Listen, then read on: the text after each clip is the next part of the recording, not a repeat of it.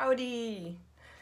First of all, I'd like to say that I don't understand how YouTubers do this for a living because staring at a little screen without having anybody talk back to me is weird. So if I look away or I look down at myself like this at the screen, it's only because I don't do this often.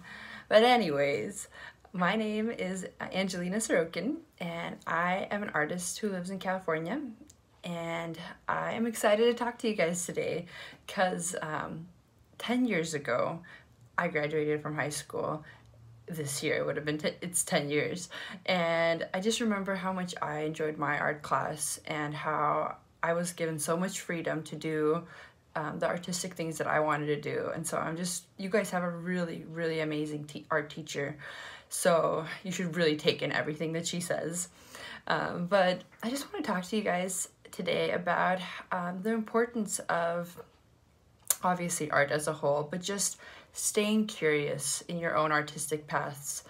We are obviously all completely different from each other, and that's the beauty. We bring such cool things to this earth just by being us, by bringing our perspectives, by bringing our culture, our beliefs, our eye, just the way we see things. It's everyone. You can, as you know, like you can literally all get a blank piece of paper and draw completely different things, and that's just so cool. So I just want you guys to really embrace who you are artistically. It's obviously easier said than done, but I'm just here to let you know that finding your voice artistically is a lifelong journey. In my 28 years of living, I have followed art, run away from art, hid from my creative side, embraced it so many times, and it's just gonna keep happening. That's just how life is. We fluctuate, we change, we evolve, and our art evolves, and that's the cool thing. So I just wanna let you know that your art's gonna be different than it is now in 10 years, in 30 years, and that's okay.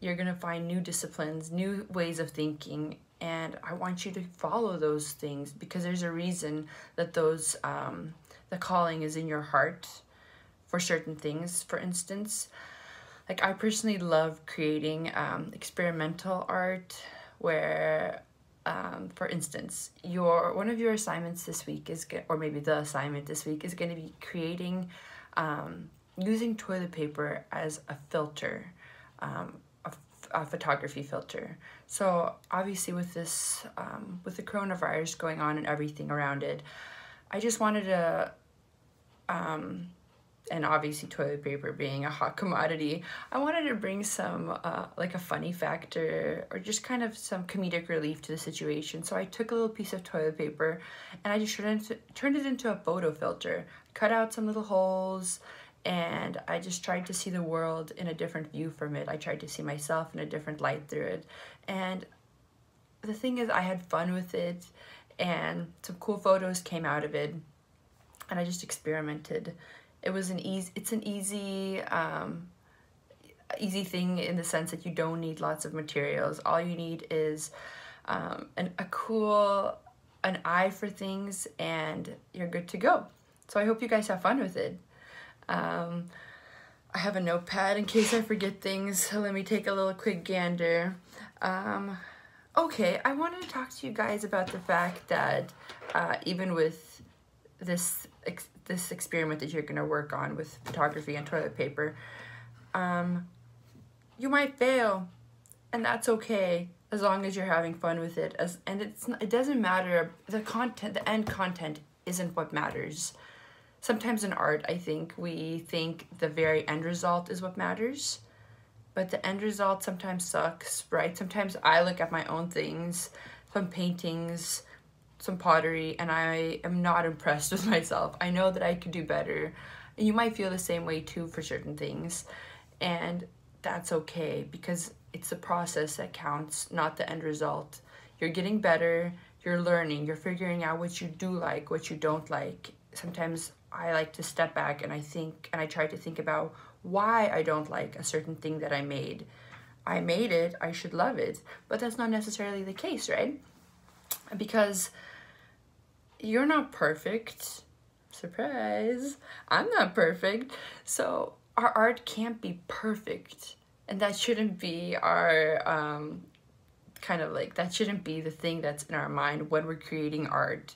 What should be in our mind is how much fun we are having.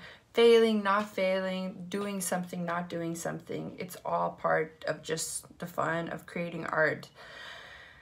Let's see. I also wanted to let you know that sometimes we see these art, especially with all this like social media, Instagram, Pinterest, just websites. Sometimes we see the end result of artists or creators, content creators, just making things, and we see the perfection of it all. People aren't showing the failure because it's hard. It's hard to say, hey, look, I failed, and then share that with the world. And that's okay, because failure is sometimes such a sacred thing. I'm not here to say you should be sharing your failure, but I think that you should just know in your heart that a lot of people who are creating content and putting it out there have gone through a lot, have failed a lot, have fallen down miserably, and you shouldn't compare where they are in their journey to your own artistic journey, because your goals are different. Your style is different. You're just different people, like I said earlier, so you can't ever follow the same path.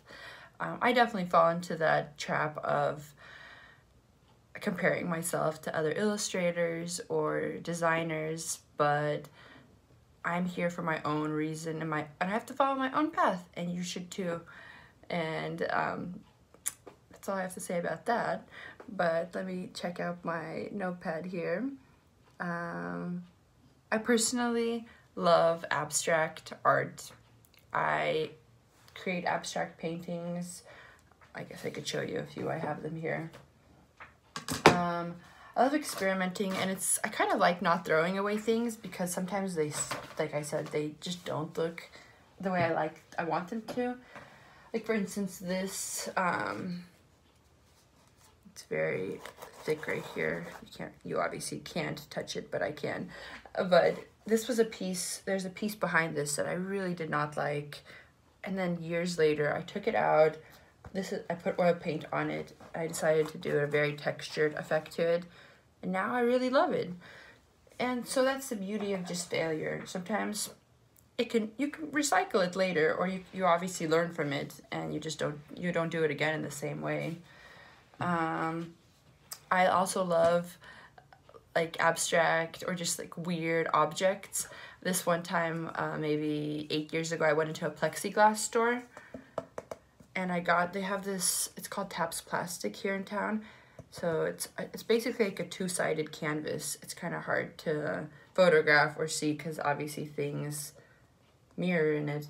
But the plexiglass store has these scrap pieces, and they're basically, sometimes they give them to you for free, sometimes they're just like super cheap, but it's just a canvas that I personally enjoy to paint with because it gives you this double-sided effect. It's different. So I just want to encourage you guys to think about different ways that you can create art on different mediums. A canvas isn't the holy grail of painting, for instance. Whoa, 9 minutes have passed. This is quick. I guess last thing I want to talk about is just don't be shy to share your art with the world. Obviously, there's a lot of people putting out great stuff, but you sharing that one thing that's on your heart, even if it impacts one person or inspires them to create art or to change their maybe viewpoint on how art is made, it's worth it, right? Art isn't about making billions of dollars. Obviously, that would be great, but the action of creating art is about inspiring each other, about helping each other grow, about showing your own viewpoint to the world. And so I just want to encourage you guys to share that physically to each other, through social media like Instagram, websites or whatnot, Pinterest, whatever, however you share. Don't be shy. To your family, even if they don't understand, I want you to promise to be yourself, because it takes a long time to step into who you really are. Like, it took me years to oops, there's my timer. It took me years to like physically say the words that I'm an artist, but the act, if you love creating, if you make stuff sometimes, all the time, occasionally, it doesn't matter if you're actually making something. If you know that you're an artist and if you love creating and you love just seeing the world and putting your own spin on things, then you're an artist. So you don't have to say this out loud now, but if you feel like you are an artist, I think that saying the words I am an artist are super important. So when you're ready, if it's something you want to say, you should say it. If you do want to say it with me right now, that's fine, but it's just fun to step into who you really are. And if you think that art is something you want to step into and keep with you for life, then welcome. Anyways, thank you so much for listening. I know I rambled on a little bit there. I didn't share as much as I wanted to, but 11 minutes have passed already, and maybe I'll talk to you again. Okay, have fun with the toilet paper filter project. Bye!